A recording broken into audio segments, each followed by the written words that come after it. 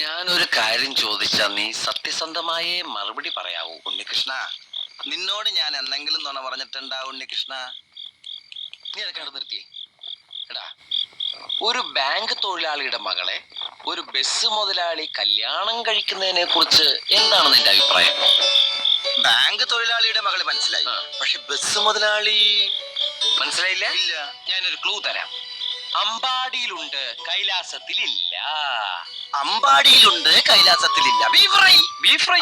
അമ്പാടി ഹോട്ടലിലുണ്ട്, കൈലാസ് ഹോട്ടലിലില്ല. അത് വെയിറ്റ് ചെയ്യുന്നല്ലേ? അപ്പൊ അതൊന്നുമല്ല.